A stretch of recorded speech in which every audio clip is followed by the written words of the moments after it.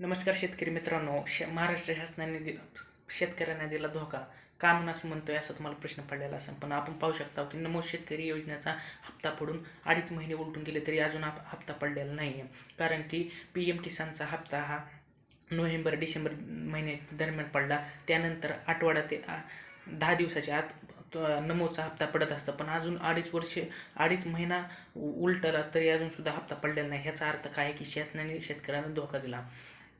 पण असं काही कारण असू शकतात, जसं की 30 जानेवारीपर्यंत हप्ता पडण्याची शक्यता होती. पण पण आपले दुर्दैवी एक घटना घडली, जसं की आपल्या महाराष्ट्राचे मुख्यमंत्री अजित पवार यांचे निधन झाले.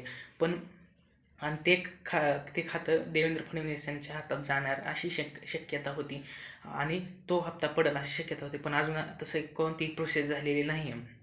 आपण पाहू शकता की ह्यामुळे शेतकऱ्यांना धोका भेटला असं तुम्ही समजू शकता. जिल्हा परिषद निवडणूक आल्या तरीसुद्धा अजून कोणत्याही प्रकारचे नमो शेतकरीचा हप्ता खात्यात पडेल अशी कोणतीही न्यूज किंवा बातमी आलेली नाही अजून. म्हणून आपण ह्यावर काय शासनाविषयी कमेंट असते त्यांच्याविषयी बोलणार असं ते आपण ह्या कमेंटमध्ये सांगायचं.